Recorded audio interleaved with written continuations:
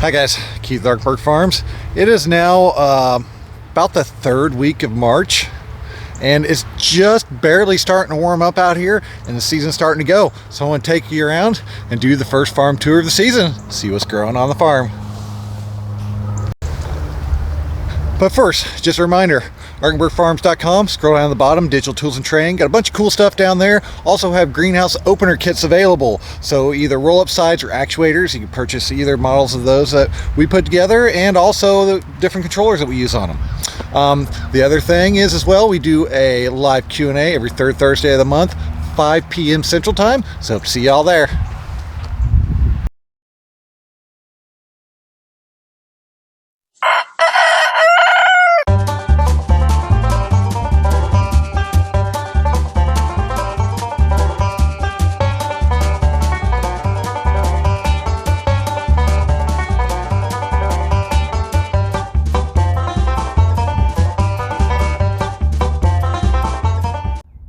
So this is of what we're dealing with this time of season. Plot 1, nothing in it. To be beets. I have transplant started, and then I'm going to test and see which one gives me better yield. Plant them all earlier this season, and then store them back. Maybe do a succession. We'll just kind of see how it goes. Next is the grow room. I've pretty much moved everything out of here for now. I've got my tomatoes in here, my peppers and my eggplants, and then one flat of lettuce in here. I still germinate things in this room even when it's not being used for growing, and if I throw them underneath the lights I get really good short stocky plants. But we've moved everything out now that's just about warm enough to work outside. And here's where I've moved them to, into the prop house. I do have my heater running. I've actually had that, let's see now, 3 nights now on 1 tank of gas. Starts going here. We've got lettuce starts, kohlrabies, onions, beets, and cabbages and kale. Now we're in tunnel 4A. Nothing in here at all. I've just got the beds originally prepped. I'm gonna have to re-prep them because I really got some nice weed pressure coming in on this one over here.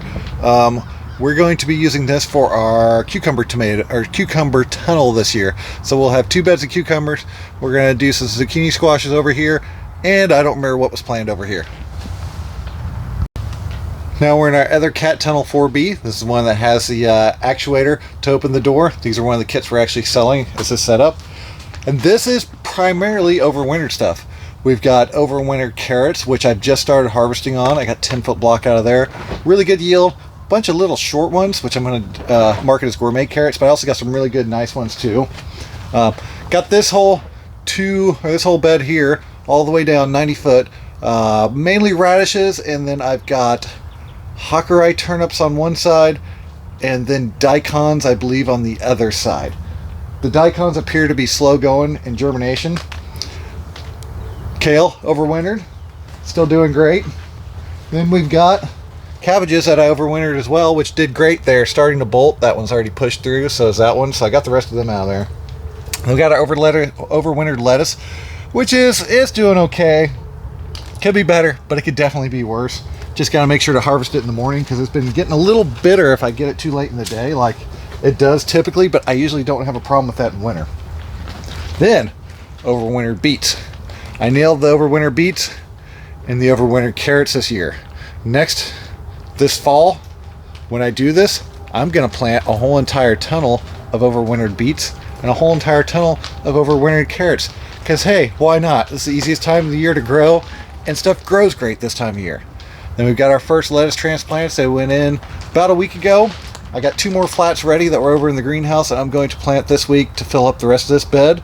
And then I will get where the cabbages and the kale is, because that kale's not going to give me any more production. I'm going to get 1 strip of that, take those out. This is either going to be direct seeded if my super frilly ever comes in, or we'll just keep transplanting more transplants in here. So head over to the next one. We are now in the high tunnel, which is actually bed 5 or plot 5, and I don't have anything planted in any of these yet. Do have my garlic and overwintered onions in these 2 beds here and here. This is going to be the tomato house again this year. So there's been 3 years since it's been here, so we're coming back. I've got 1 bed, 2 bed, 3 beds, 4 beds are all going to be cherry tomatoes. I'm starting to get this place reorganized finally. After this thing was built, it never got cleaned out. It just has packed more and more stuff. But hey, look, I can see the sidewalls again. I've got some screen doors I need to do something with. Finish covering the ground down there. And yeah, finish covering the ground here by the door. Got all of the irrigation finally in with all my spinnerets up top here and the row over here. So this thing is ready to rock and roll. Right now, I'm just trying to get it re-watered in. So I've been running the irrigation in here for about an hour to 2 every other day to get the moisture levels back up in here. So when it comes time to start planting, we can start to rock on this, and hopefully it'll germinate any dormant weed seeds in here too, so we won't have to fight that. This is another one of the greenhouse opener kits that we have for sale on the website, arkenbergfarms.com. It is a roll-up side curtain, and it's controlled by a double L controller. You can also do it with the Inkberg controller. Now we're out here at plot 6, which I'm finally getting torn back down. I still have to go through and line and prep, so basically I'm going to have to tear this whole thing apart.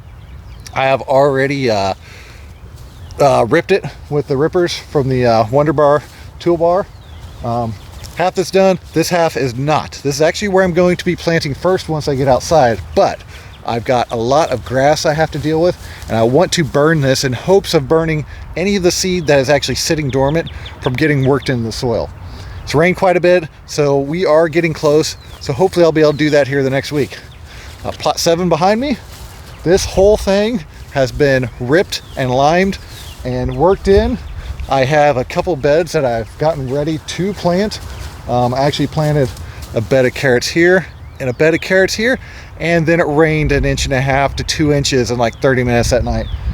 I don't think they're there. I have more carrot seed that I've ordered in, just basically in case. If I don't see anything pop here in the next week or 2, I'm just going to re-prep this, replant it, and recover it. And then these 2 beds right here are for seed potatoes, well, for potatoes. I'm doing a very intense planting of potatoes this year. Basically, I'm going to put 50 pounds of seed in each of these beds.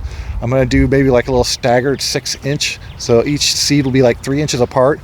I want a bunch of small little bee-sized potatoes, the little tiny ones, not the super tiny ones, but like medium tiny ones. Those are the ideal ones from our market, and we can sell those at a premium price, and that's what we really need for producing potatoes. Otherwise, they're not worth it because we have to hand dig them and hand plant them.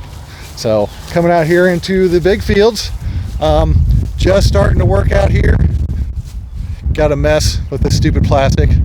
I'll talk about that here later. Starting to get that prepped. Corn needs to come out. Need to get some fence posts out of the way.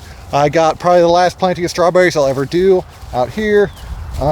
Needs to say these never got covered. They're doing terrible. I don't know what they're gonna do. I'm never gonna plant strawberries again. So that's where that is. I've started to break down the rest of the old U-pick. I don't know exactly what I'm going to do this year with that, because I don't think we're going to do U-pick. I think I'm going to move back the other way and say, hey, I've got a whole farm. You want to come pick stuff? Look, you can pick from all of this instead of having an area specifically for them, and then I end up harvesting it for the farm anyways. So that's kind of where that's at. But right now, we're just really slowly starting to ramp the farm up for the season. Usually I try to kick it a little higher in gear earlier. I just have been concentrating more this year on getting this place put back together. I mean, it's been so many years of stuff just not getting completed and things getting half done and like bags laying all over the place and row cover coming up all over the place. So I'm starting to get that stuff weaned out. We're also in the hiring process right now. We're trying to find one person for the field. I might have an employee coming back that worked with us in years past, which would be awesome. I've got somebody lined out for the pack building, along with my wife working up there and my mom as well. So we have that covered.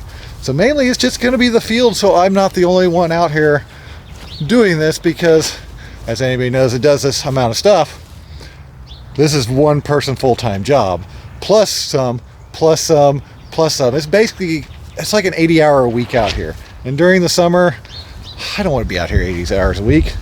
It starts to really wear on you. Again, starting to get stuff really reorganized with all my landscape fabrics. I know it looks like a mess right now, but it is actually getting organized. Oh, forgot about plot number 3. Nothing. Just like everywhere outside right now, it's still too cold. Our last frost date's actually April 20th, so we got a ways to go. I did find out that little tiller on the back of the tractor I have, on Granddad's old tractor, I can kick that baby on 3 on the PTO and he'll actually pulverize stuff. Before I hit the onions, they still look like that growing.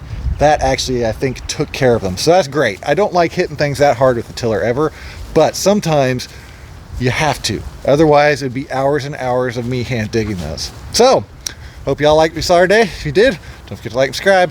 Thank y'all. Have a good day. Also, I'm going to be working with a company called Seed Time. They have a great app for garden planning and farm planning. It gives you tasks, menus, all kinds of cool stuff. There's a link down below to get a free version. So go ahead and click that and head on over and download the free version.